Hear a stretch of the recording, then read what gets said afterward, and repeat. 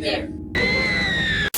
Hey guys, the time is almost here. The Chucky TV series comes out very soon, at least at the time of posting this video. And if you didn't know, they pulled a real MCU here, and the TV series picks up right where the movies left off, meaning the show takes place in the same universe as the films. So what I'm gonna do for you here today is recap the main events of all 7 movies, so you don't have to go back and rewatch all 7 movies like I did for this video. So if you find this video helpful, funny, entertaining in any way, please consider leaving a like, subscribing if you're not already, and that will be your good deed for today. That being said, let's get into it. Ugly doll.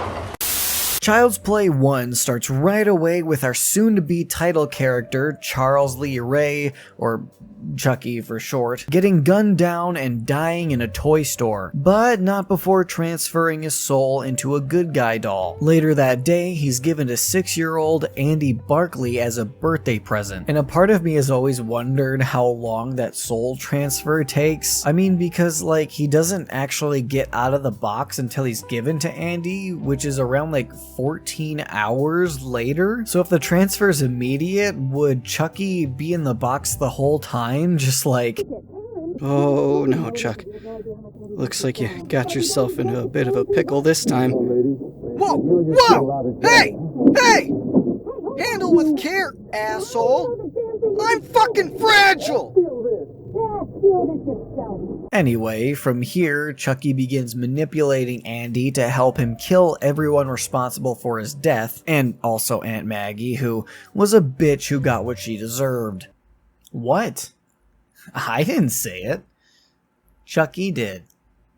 So the Chuckster has Andy take him to Eddie Caputo's to kill him, which consequently lands Andy in a psychiatric hospital because, of course, he blames everything on the doll. Meanwhile, Mrs. Barkley figures out Chucky is actually alive because somebody forgot to throw out the box with the batteries in it. She threatens to throw Chucky into the fireplace if he doesn't say anything, so he has no choice but to give himself up. I said talk to me, damn it, or else I'm gonna throw you in the fire! Bitch, I hope the fuck you do! You'll be a dead son of a bitch, I tell you that! Sorry.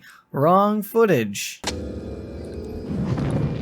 I said talk to me, damn it, or else I'm gonna throw you in the fire! You stupid bitch, you filthy slut! Chucky escapes and now with the secret out has to scramble to finish his mission to kill Detective Norris and inhabit a new body. So he goes to his, voodoo dealer? Is that what they're called? What do you think? You're an abomination. And finds out he's becoming more human the longer he stays in the doll, and has to transfer his soul to the first person he revealed his true self to, which was Andy. Well, John, it's been fun, but I gotta go. I have a date with a 6-year-old boy. As to be expected, Chucky's not very romantic, his date consisting of attempted and achieved homicide. Luckily, Andy escapes and goes home, a place so obvious no one would expect him to actually go there. It's the perfect hideout. Oh, Chucky did expect him to go there, because it was so obvious. An epic battle ensues with Chucky getting the upper hand early on, but Mrs. Barkley and Detective Norris bust in and save the day. A few times.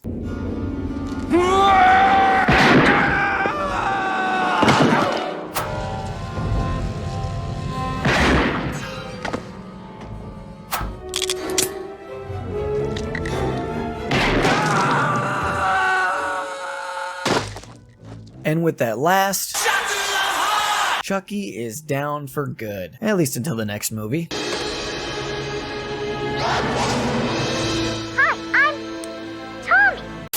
The second entry into the franchise begins with the toy company responsible for the Good Guy dolls taking the crispy remains of Chucky and rebuilding him, and this reassembly ends up bringing Chucky back to life as well as killing this guy. Catching up with the Barkleys, we find out that Andy's mother is in a psychiatric hospital and Andy himself is in foster care. So, Happy times. Chucky finds out where Andy is currently living because they never got to finish their date. Unfortunately for Chucky, it looks like Andy's moved on and found somebody new. But Chucky just can't accept this, so he takes out the competition and takes his place. Hi, I'm Tommy, and I'm your friend to the end. Later, Chucky once again reveals himself to Andy, and this is where the relationship innuendos stop. Anyway, Kyle unknowingly saves him from the body swap ritual, and Chucky gets thrown into the basement. After a couple of murderous shenanigans, including the death of Mr. Simpson, how's it hanging, Phil? Andy gets sent back to the foster center, leaving Kyle and Mrs. Simpson the only ones in the house. Chucky then murders Mrs. Simpson and takes Kyle hostage, forcing her to take him to the foster center to go get Andy. Step on it! What's the rush? If I don't get out of this body soon, I'll be trapped in here! What are you looking at? So they make it to the center, and Chucky immediately kills the manager and now takes Andy hostage to finish their date. Or shit, I mean the ritual, to finish the ritual. Kyle follows Chucky and Andy to a good guy factory, where after attempting the ritual, Chucky realizes that he's permanently stuck in the doll's body after being in it for too long.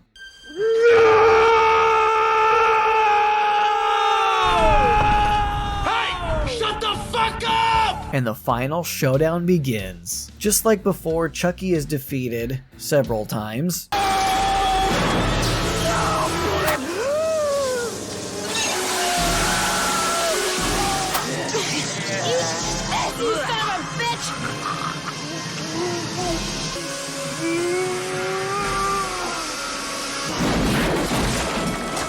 The movie ending with Kyle and Andy walking away from the factory. Some say they're still walking to this day. But some people are dumb as hell because Andy comes back for the third movie.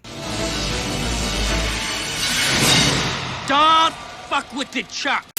Child's Play 3 kicks off 8 years after the events of 2, and the factory from that movie isn't looking so hot. Turns out multiple accounts of your dolls murdering people is bad publicity, so the manufacturing of Good Guy dolls was halted for that whole 8-year period. Looking to get the Good Guy doll back on the market, the CEO of Play Pals, the company that manufactures the dolls, orders them to continue being made. And what are children, after all, but consumer trainees?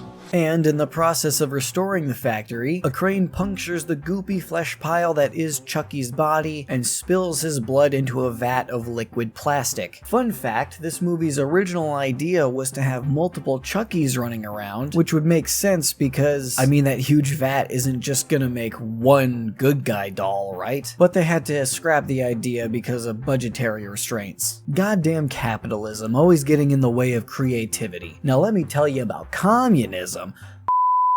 Anyway, of course, Chucky gets reborn again to his own dismay, and he's given over to the CEO of Play Pals as a gift. Chucky strangles him to death, then he finds out where Andy is on the CEO's computer, who actually has that information on his computer? Big corporations are spying on us, I'm telling you. They're all lizards, and I know it, alright? Listen to me here. Andy, now 16 years old, is settling into a military school after years of hopping in and out of foster homes. Chucky, the tricky fuck, mails himself to the school to get to Andy, but is instead intercepted by Tyler, this kid who's actually young enough to want a Good Guy doll. Okay, see, Chucky's definitely alive in there. There's no way he's not just like...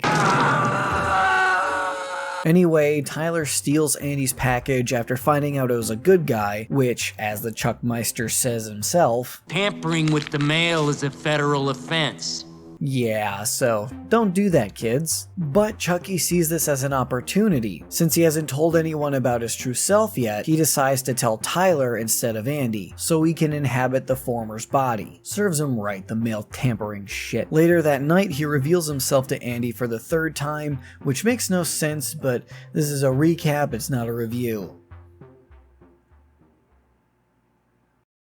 Why would you reveal yourself to Andy? Why wouldn't you just, like, take over Tyler's body first and then try to kill Andy when you're more sturdy. Lieutenant Colonel Shelton busts in and takes Chucky away before he can kill Andy. Andy later sneaks into Shelton's room to kill Chucky, but only allows him to get away. A heart attack here, a throat slit there, and Whitehurst knows about Chucky too. At the same time, the school's annual war games begin, and Chucky switches out the paint rounds with live ammunition in all the red team's guns. That night, Andy goes AWOL and goes after Tyler, who is on the opposite team, but by the time he gets to red team's camp, Tyler's already gone to play hide the soul with Chucky. But since that was always Chucky and Andy's game, Andy goes to find them and put a stop to it. Lucky for him though, Tyler's more of a tag kind of guy, so he stabs Chucky and tries to find Andy. Meanwhile, Chucky puts his backup plan into action and takes De Silva hostage with a grenade, then tricks both teams into meeting up in a specific location to have their war, which goes significantly worse for blue team, seeing as how the red team is using live ammo. Tyler escapes in all the ruckus and heads to the fair that's apparently right around the corner from this military school. Sure. Mister, you gotta help me. What's wrong? What's the matter? Charles, he's after me. But this dumbass security guard shoves Chucky right back into Tyler's face, like he doesn't know that that's Charles. So Chucky and Tyler dip into this haunted house ride, and this is where the movie's final showdown begins. Chucky gets half his damn face cut off, then follows Tyler up a mountain of huge skulls and begins his voodoo chant. And thankfully this time around, Chucky only does that fake out "I'm dead" shit once.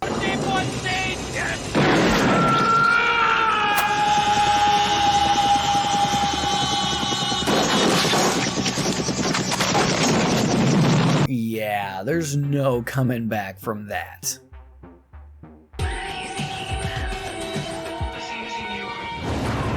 What would Martha Stewart do? So this movie kicks off with a bunch of not so subtle references and a crooked cop stealing Chucky out of an evidence locker. He brings the doll to Tiffany, who slits his throat as payment. Who the hell's Tiffany? Well, she's Charles Lee Ray's former lover and accomplice, who was never mentioned before this point because it didn't matter until now. She takes Chucky back to her place, puts him back together, and resurrects him.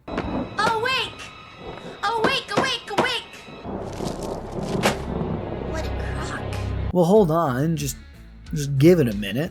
Alright, see, look, I always knew it took some time. Meanwhile, we meet the rest of our new characters, Jade and Jesse, a couple in some kind of Romeo and Juliet situation. That is, if Romeo and Juliet had some serious trust issues. I got something to say. I think you're fucking crazy. And that's it. There's no one else important enough to talk about. Chucky and Tiffany have a lover spat due to a serious misunderstanding over their marital status. I still have the ring. Oh, the one I got from Vivian Van Pelt. I dumped her in the river. Remember? That ring is worth $5 or $6 grand easy. And Tiff locks him in a baby crib, but at least she's considerate enough to give him a playmate, so now Chucky can stop worrying about that date that he never got to finish with Andy. In retaliation, Chucky kills her with a TV she's irresponsibly watching while in the bathtub, then transfers her soul into this other doll. Awake! What a crock. No, dude, you have to give it a... Okay, see, there you go.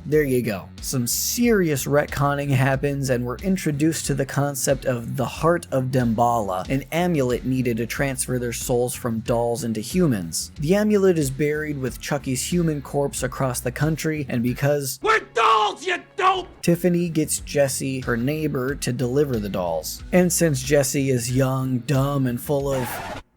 hope, he uses the opportunity to run away with Jade and elope. I give him 6 months.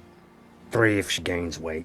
Along the way, Chucky and Tiffany murder multiple people, including the dirty cop assigned to constantly stalk Jesse and Jade by Jade's police chief uncle and Jade's police chief uncle. But because dolls don't kill people, everyone starts believing the just married couple is committing the crimes, even each other. I think you're fucking crazy.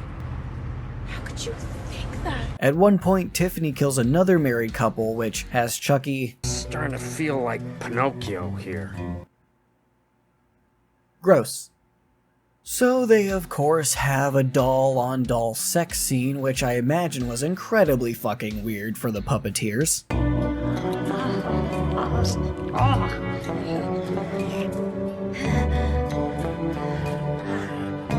The next morning, their friend David finds them and tries to convince them neither one is a killer. Then he finds Warren's dead body and the body-sized case in their van, prompting the two dolls to reveal themselves. They then ditch the shaggin' wagon for a mobile home and finally make it to the gravesite. But not before Jesse and Jade stick a wedge between the other two lovebirds. On the other hand, she's not much of a housekeeper, is she?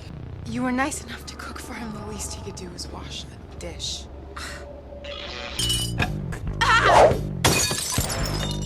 What would Martha Stewart say? Fuck Martha Stewart!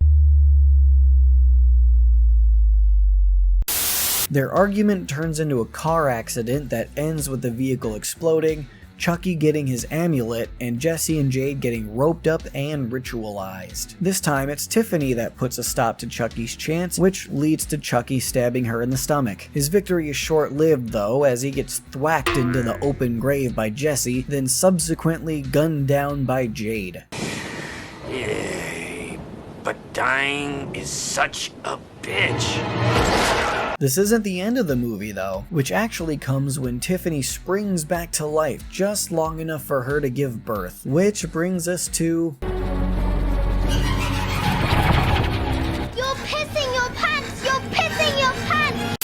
Now, I just found out while making this video that Bride of Chucky apparently takes place 1 month after Child's Play 3, despite coming out 7 years later, and Seed of Chucky takes place 6 years after the events of Bride. I don't know how it took me this long to put that together, but, this isn't part of the recap. I just wanted you guys to know in case you're just like me, a big dumb idiot. Anyway, this part in the series revolves around Glenn/Glenda, Chucky and Tiffany's long-lost son/daughter, and begins with him/her murdering a family of 3. So just to explain the whole Glenn-Glenda thing, the Wikipedia for this movie states that Glenda is Glenn's twin sister who also inhabits the doll Glenn is in, which I always assumed that Glenn just had a split personality or dissociative identity disorder as it's known today, but I guess I was wrong and they're just two different people altogether. Glenn sees an ad for a new movie called Chucky Goes Psycho, a film which is based on the real-life story about Chucky, the killer doll, and he realizes he's found his real parents. He escapes captivity, makes his way to the States, and resurrects dear old mom and dad, who waste no time getting to doing what they do. This doesn't sit well with Glenn, who believes violence is bad. Not violence. Violins. Violins are bad. That screechy music's gonna ruin the goddamn country.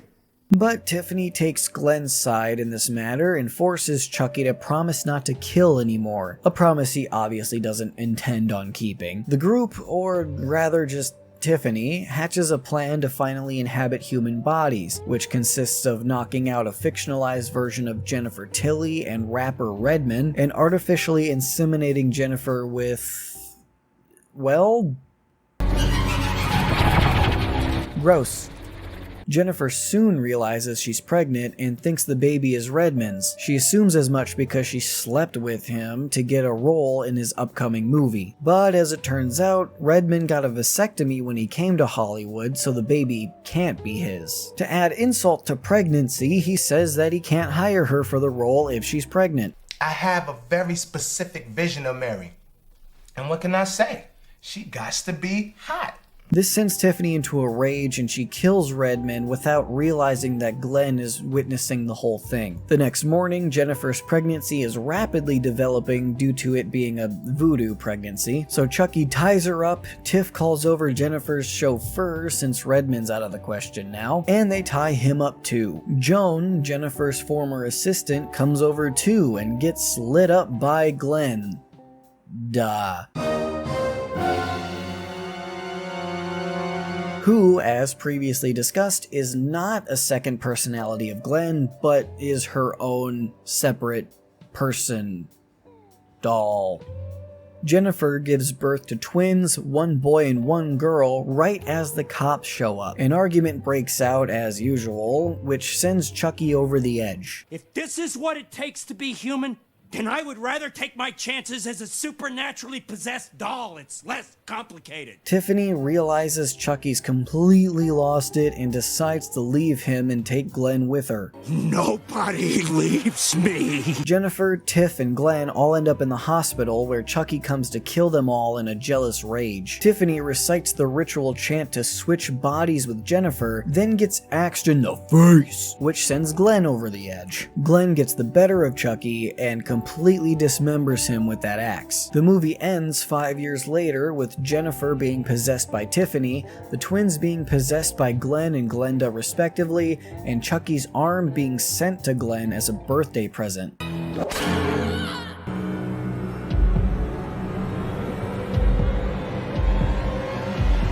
It's a doll. What's the worst that can happen, huh? Returning to the horror genre straight up, we get a cold open to Curse, where Chucky somehow once again ships himself to someone he intends to kill, Sarah Pierce. Sarah is found by her daughter, Nika, right after it happens, and the killing is labeled as suicide. Later, the rest of Nika's immediate family come over to stay with her to show support and help her out, since Nika is a paraplegic. Chucky is found by Alice while taking a tinkle. Feel weird saying that, but whatever. And Nika lets her have it, because it's a doll. What's the worst that can happen, huh? Okay, I don't know why, but watching these movies this time around, that particular line made me laugh out loud. I mean, I was probably just loopy after the hours upon hours of watching these movies. Like, they'll do that to you. The rest of this movie is really just Chucky running around, picking off each family member one by one in true slasher form. And since there's not much plot to this movie, running through the kills is really all that's left to do. Quote fingers. Don't worry though, I'll stop when something worth talking about happens. Father Frank in the car with shrapnel. Jill in her room with electricity. Barb in the attic with a knife. Oh, wait, hold on. Chucky secrets out to the main character and it feels like stuff is happening again. She gets to Ian, who throws her in the garage and goes to find Alice. But Chucky is able to get into the garage and tries to kill Nika, but Ian comes back in time to save her, then accuse her of kidnapping his daughter. Ian, what are you doing? I think you're fucking crazy. He watches the nanny cam he put in Chucky to spy on his cheating wife, playing back the footage to try and prove that Nika is crazy. But all he finds is an axe to the face. Nika breaks free and gets the upper hand on Chucky, taking his head off with the axe. Oh no. Not this shit again. Chucky wheels Nika off the edge of the second floor, then monologues his whole retcon.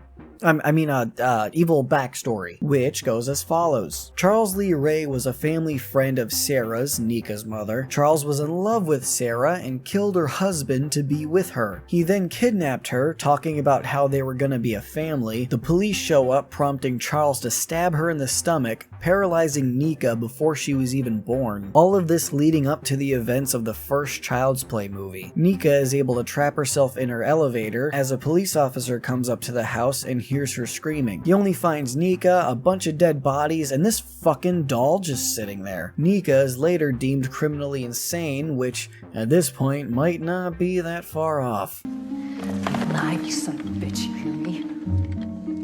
I'm still alive!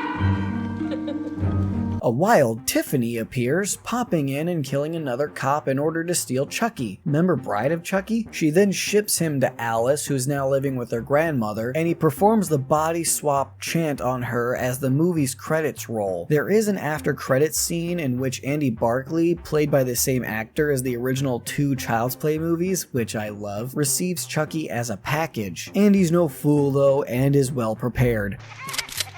Play with this.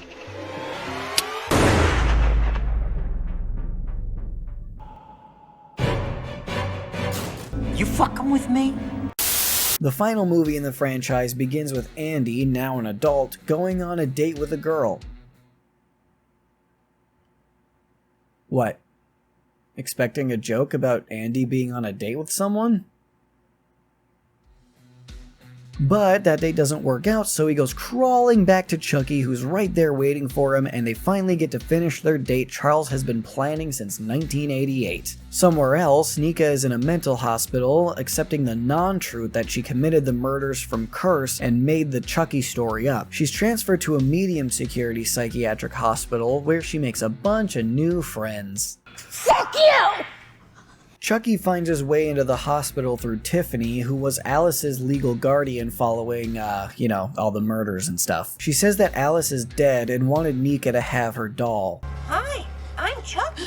Stricken with grief, Nika tries to commit suicide, which Chucky saves her from, but only so he can fuck with her for a little bit. He starts killing the other patients in the hospital, making it seem like Nika is the one doing all of it. Somewhere along the way, Chucky transferred part of his soul into a second Chucky doll that was brought there by the doctor to prove Nika didn't believe he was alive anymore. That, paired with the fact that we've already seen the OG Chucky doll with Andy, and we finally have that multiple Chucky story that we were supposed to get 30 fucking years ago. Speaking of Andy, he shows up at the hospital and commits himself to try to help Nika. He's been keeping an eye on her story since the events of Curse and finds out from his Chucky that the other Chuckies are Chucky 2.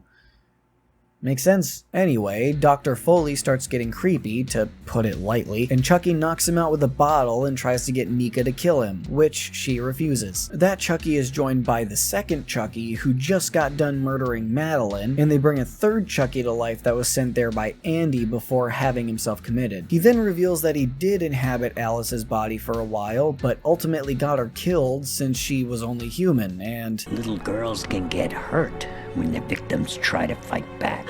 which is a total bummer. I mean, I would love to see little girl Charles Lee Ray just going around murdering people. That'd be adorable. So here's hoping that they explore something like that in the TV show. Plus, I can say with the utmost of certainty that killing a previous surviving main character off screen is never a good idea in a franchise. Isn't that right, Alien? You fucking did it twice and you should be ashamed of yourself. Charles transfers his soul from the doll into Nika and then brutally kills Dr. Foley by literally stomping his face in, which is more than fine by me. Fuck that guy. The movie ends with all the hospital patients and staff dead, Andy locked in a padded cell, and Chuckika... No, I don't like that. It ends with Chucky in Nika's body leaving the hospital with Tiffany and... Tiffany. Then they pull the same shit they did with Curse and they give us an after credits scene. This time it's Kyle, who is also played by the same actor from Child's Play 2, who shows up and does something probably pretty satisfying to Chucky off screen.